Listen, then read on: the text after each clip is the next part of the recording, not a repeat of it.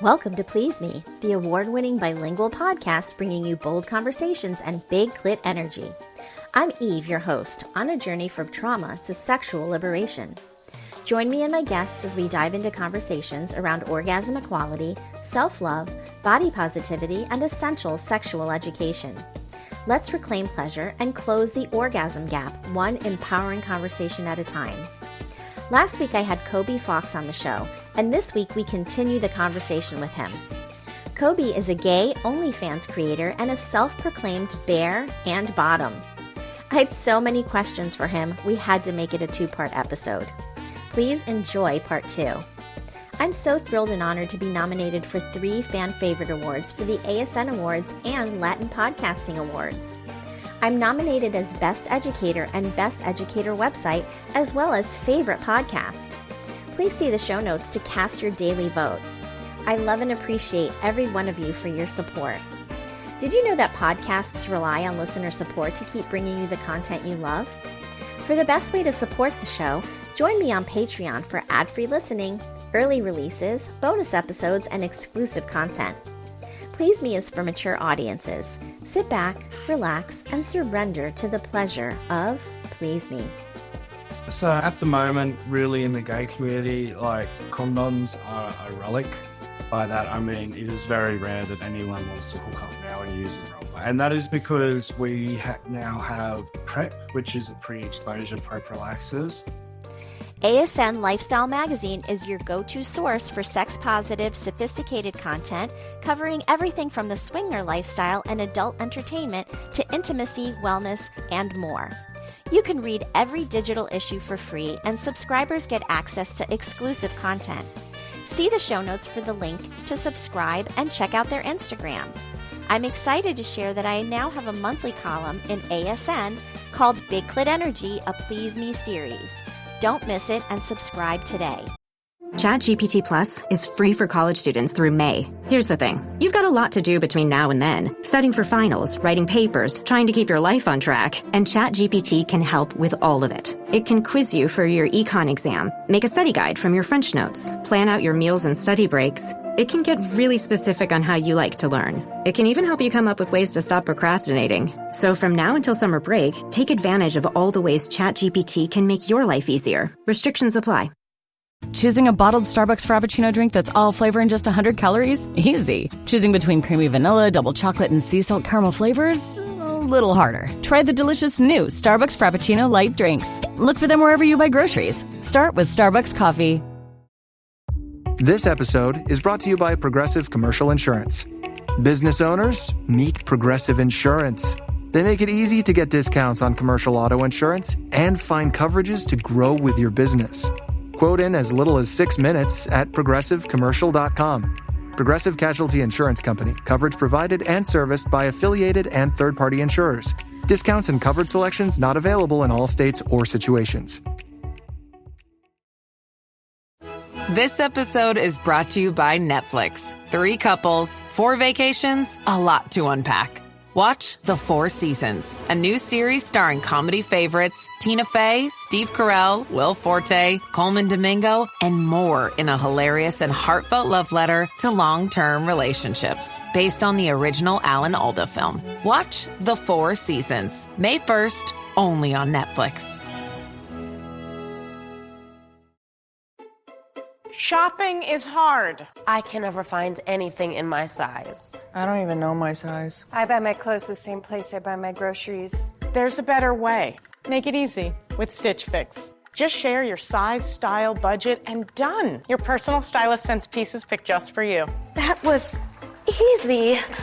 Stitch Fix. Online personal styling for everyone. Free shipping and returns. No subscription required. Get started today at stitchfix.com.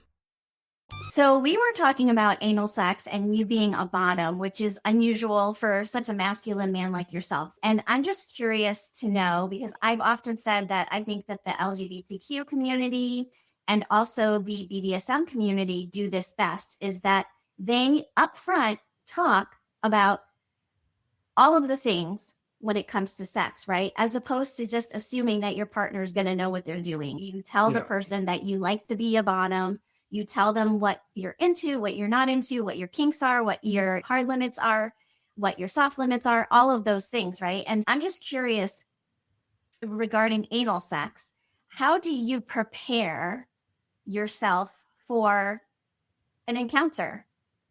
Yeah, look, it's something that you do learn as you become more in tune with your body. I have to say, look, the prep that I do now is very different to how I used to prep. Okay. But like, essentially for me as a bottom, I do always prepare by douching. So essentially I use a shower douche now, but you can get travel bulbs as well. So douching is basically putting water up the arse, flushing it out to get rid of any of the shit that's in there, and doing that multiple times to clean it out. What you will learn, though, is it's not that simple and usually not that quick because it's the human body. So until you're in tune with your body, you know, you're going to experience a whole range of the spectrum when it comes to the troubles of douching. And that will come down to how fit you are, your diet, what if you've been drinking or not, like how you're feeling that morning, because one day it could be completely clear and then the next day after you've had some beers that night or whatever, you're finding things are just not running or not as solid as they should be and you're not going to get clean. But essentially there's also two ways of douching, and there's a light douche and a deep douche.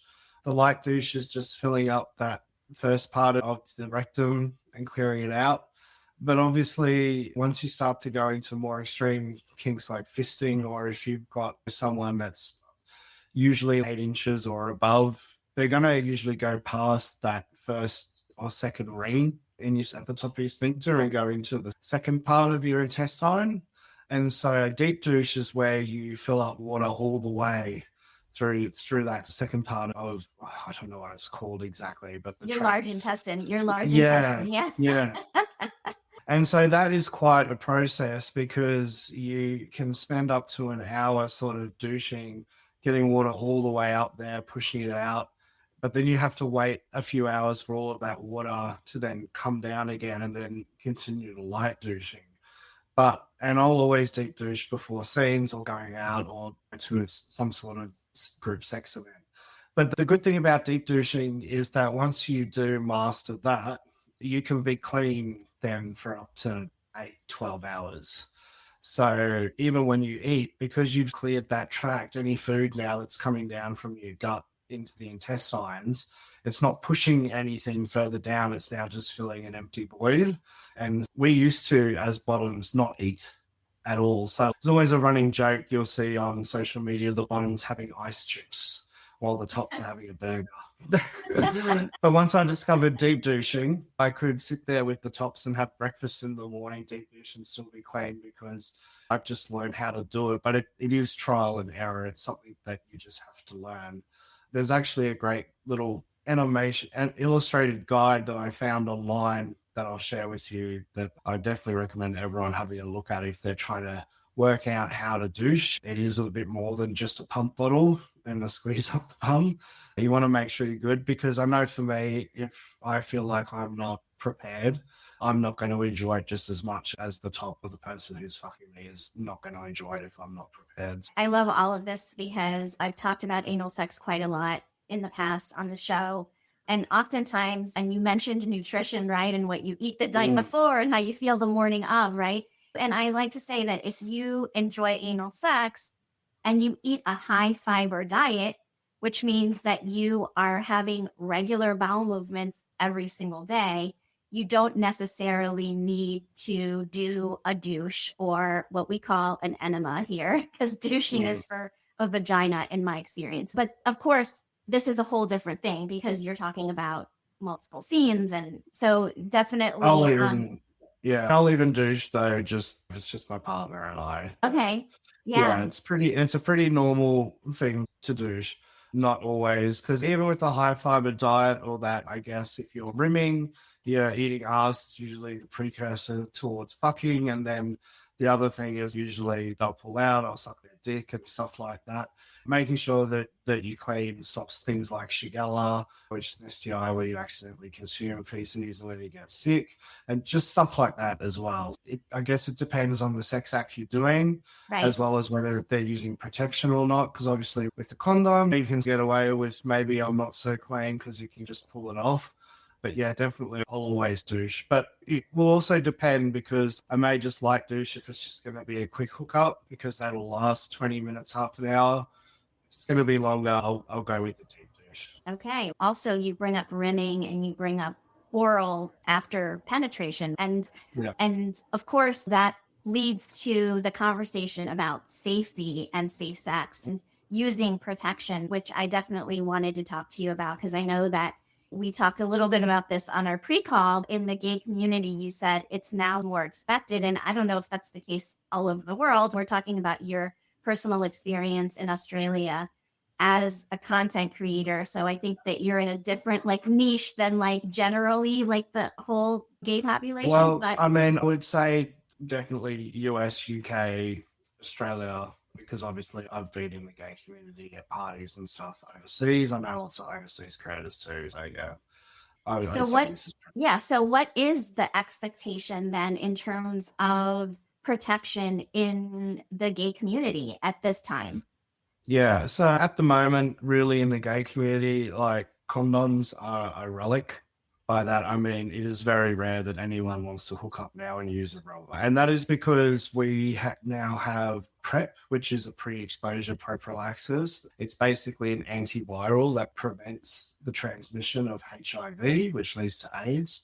So a lot of gay men are now on PrEP, and that's a daily tablet. And so with that, if you're on PrEP, it means that you can even hook up with someone who is HIV positive, and the risk factor that's taken away, they won't be able to really transmit it. It's 99.9% efficacy. So that's really changed the landscape in terms of how gay men interact with each other. And it's not just in Australia, it's definitely in the States, the UK, and parts of Europe as well, where they have access to this medication.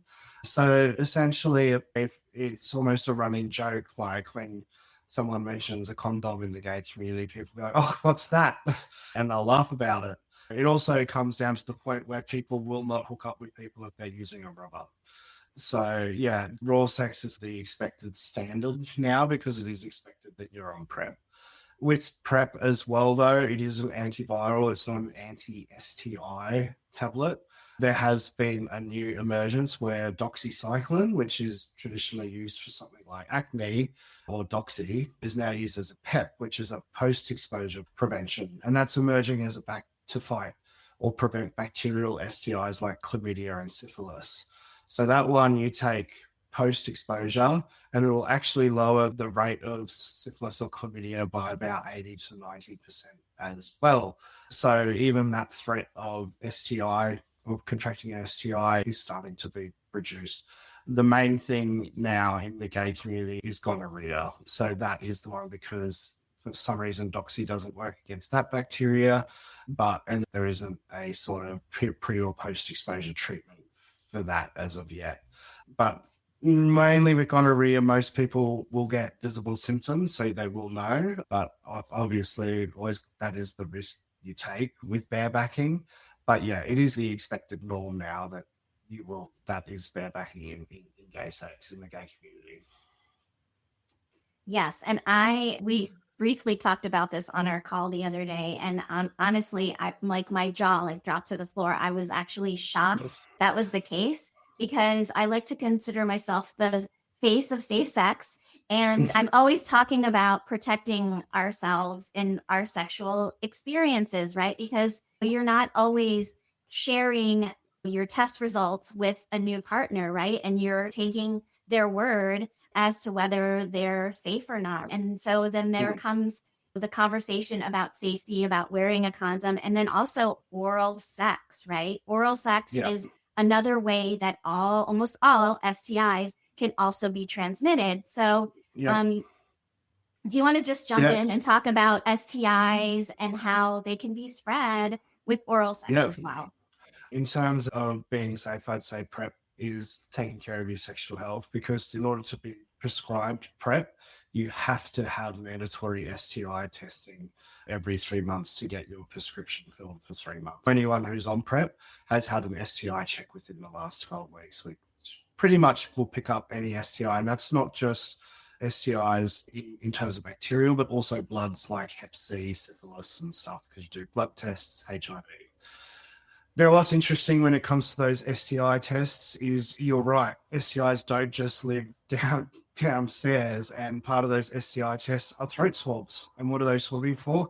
They're swabbing exactly for the same bacterial STIs that you can get in your dick or ass, and that's gonorrhea or chlamydia. And it's interesting because I hook up with a lot of straight guys. I get a lot of straight guys who are married, sliding into my DMs or hitting me up on the apps, and they want to have some fun.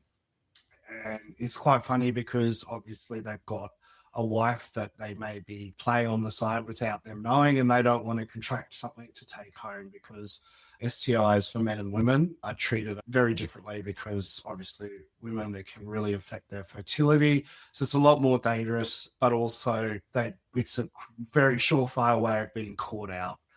Now, what's interesting, they'll always want to fuck with a condom, which is totally acceptable because I get it. It's one, if you're not on PrEP, it's also still the best thing. It's the best barrier against any bacterial infection, like normal chlamydia or syphilis. But what's interesting is I'll be like, yeah, that's fine. But they'll be like, can you suck me first? And I'll be like, yeah. But they'll be like, oh, no condom is fine for sucking. And I'll just look at them and think, do you understand that the risk of me putting your cock in your mouth raw is exactly the same as you putting your cock in my ass raw? If you're going to be using a condom for my ass and then you're not using one for my throat, you've just negated all of the risk you were taking of using a rubber in the first place to fuck me. I don't think people realize that those same bacteria also live in your throat. Clorox Sentiva smells like lavender. Cleans like Clorox. And feels like...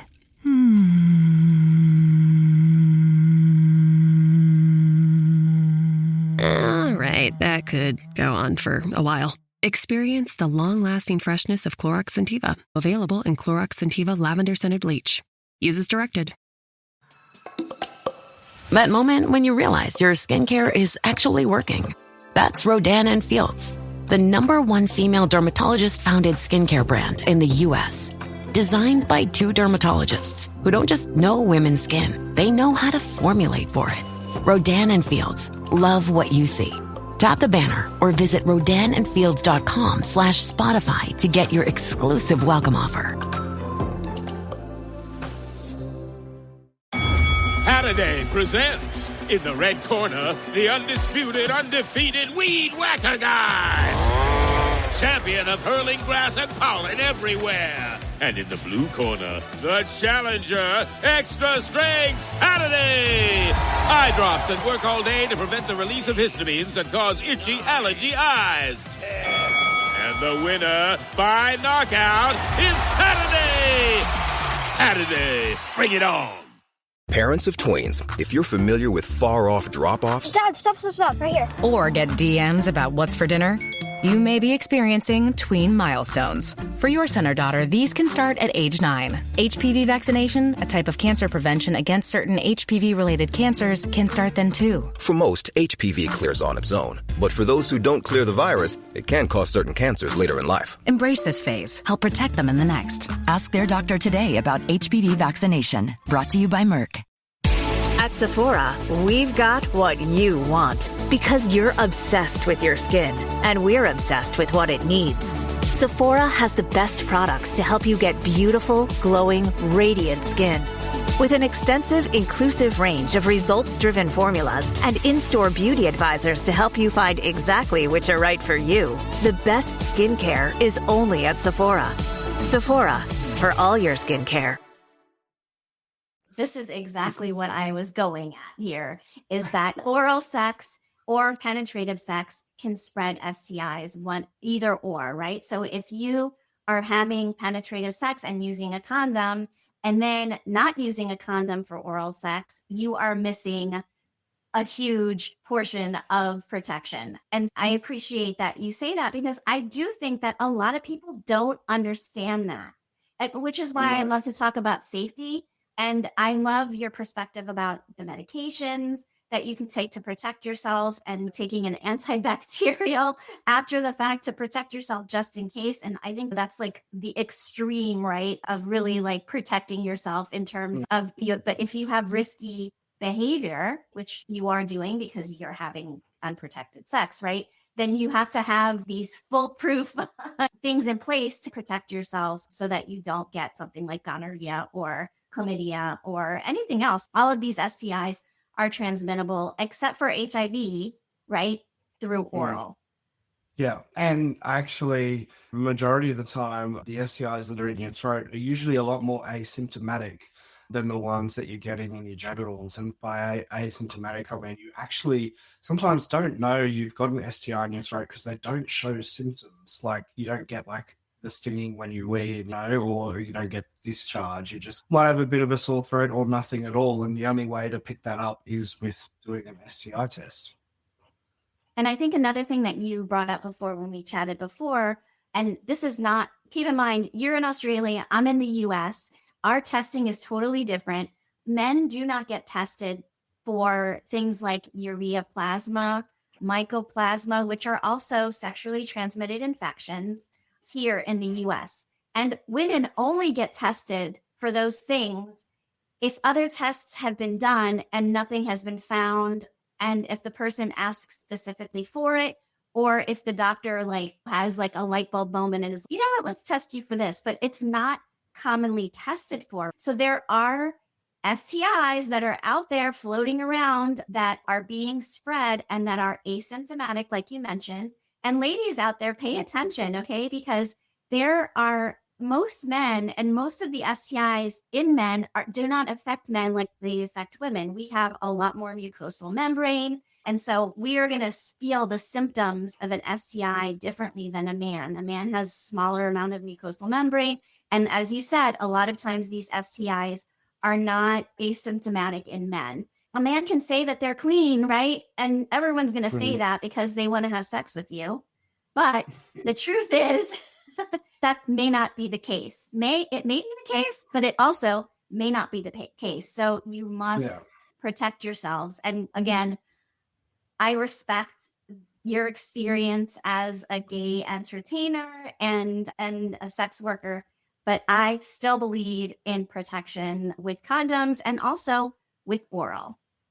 Yeah. And look, and it's a great comparison because I'll be getting I've had STI tests for the last 10 years since I've been on PrEP every 3 months. If I get something, it's picked up pretty quickly. My brother, who's straight, has probably had 2 STI tests his entire life. Because the threat or the thing where he just doesn't feel like all the education isn't there. Whereas for me, being around a lot more sexually active people and engaging in the spaces that I do and being on PrEP, it has led me to become a lot more STI aware and get that regular testing.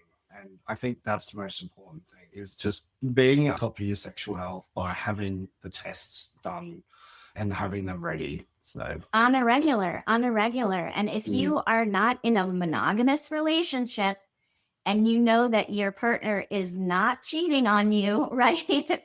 Or if you're dating around and you're not in a monogamous relationship, right? And you're having partners with multiple partners, or you're hooking up here and you're hooking up there, you should be getting tested very regularly. And I would say something like every 3 months is a good amount of time to be tested on a regular if you're changing partners. And many people do. We're talking about, I'm ethically non-monogamous, right? So that is my community. There's also the swingers community that are having multiple partners. And so being responsible, taking care of yourself, taking care of your health is so important.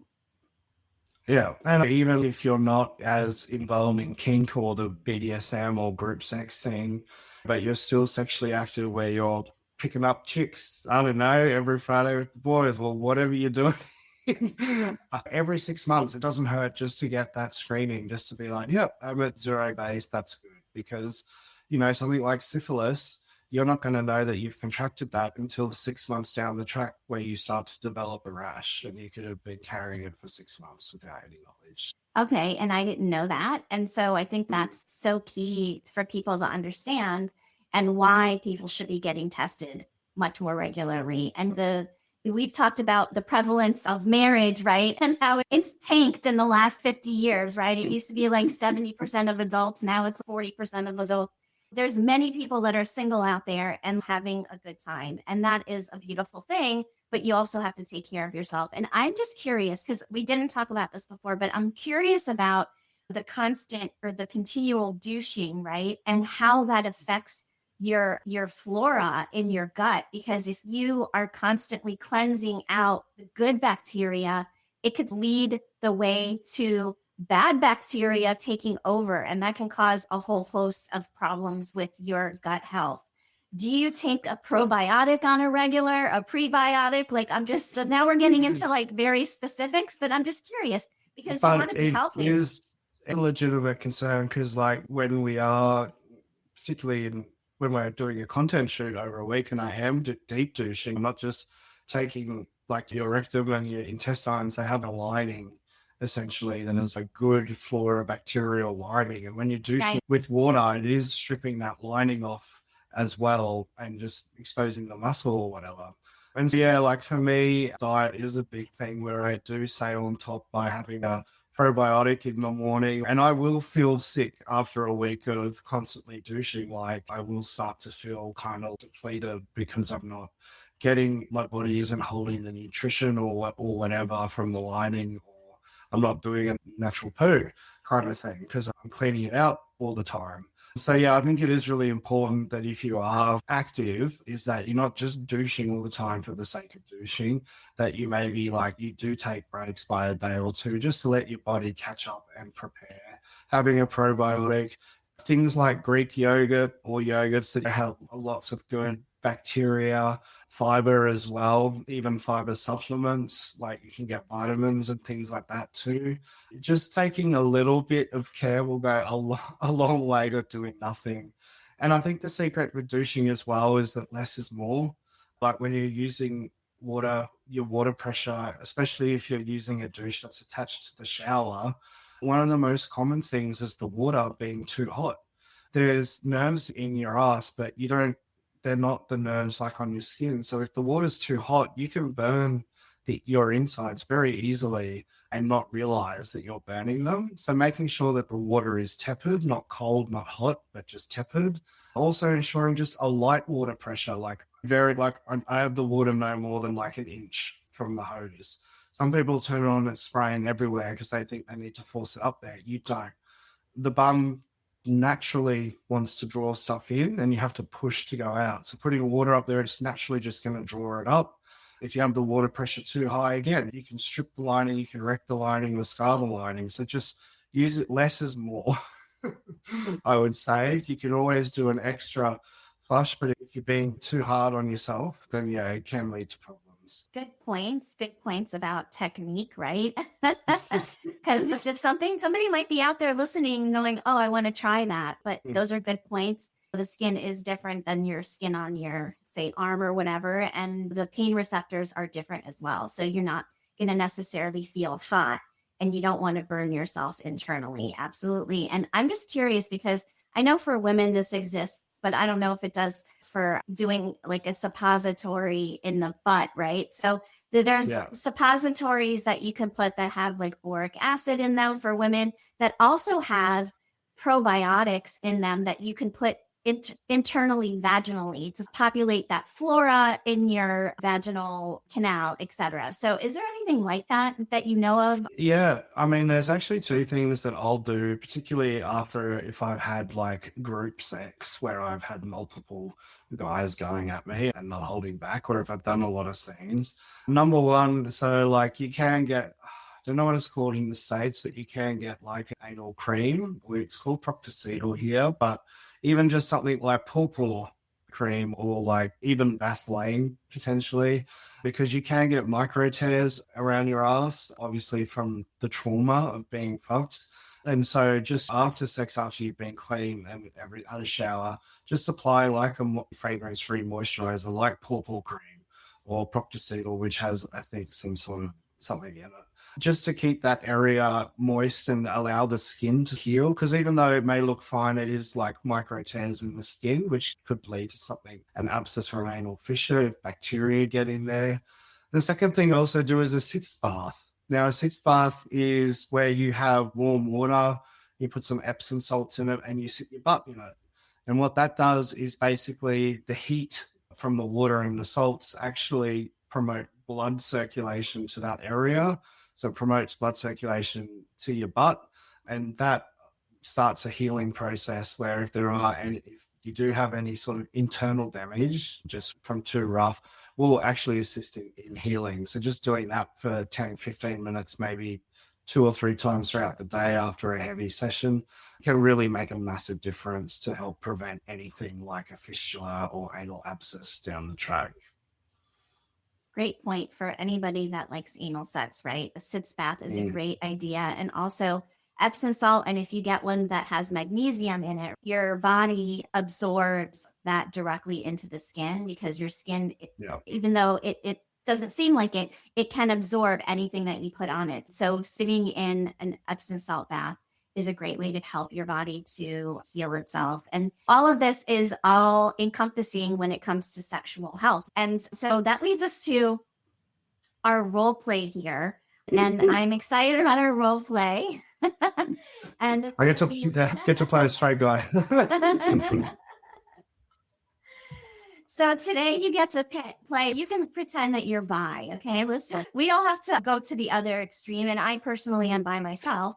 We're going to talk about us having an encounter, like a sexual encounter, right? And we're going to be talking about safety. Okay, so action. Okay, how are you going? I'm good. You are super sexy. I really would love to have some fun with you today. Well, I was thinking exactly the same thing. I would love to ram you. Oh my. Oh goodness. I'm very forward. I hope you don't mind, but you are extremely gorgeous and I would love to play with you. The only thing is, I do have a bit of a secret. I am actually have a girlfriend at the moment, so I'm playing on the down low. Okay, so in normal circumstances, that would be like a hard no for me right there. So that would be like NC. I'm being honest though. You are exactly my type, and I know you're single because you're here, but like I'm visiting from Australia. Well, welcome to the US, okay? And since this is a role play and we're pretending, I'm going to pretend that you didn't just say that to me. And because it kind of leads into my point though. Yes, it does. It does. And I have to say, like, when you're talking about ethical non-monogamy, like ethical is like the key word there, right? And so we're talking to our partners about everything that we're doing. And in this circumstance, that is not the case. And you're cheating on your girlfriend with me, right? And so am I okay with that? So let's just pretend that I'm okay with that for this scene, right? And we're going to continue. And so YOLO, you only did once. I'm here. I'm taking a little bit of a risk because I think you're gorgeous. I am curious because you are gorgeous, and I would love to see how we can move forward with having some fun together. However, I'm very particular about safety. So I definitely want to use protection.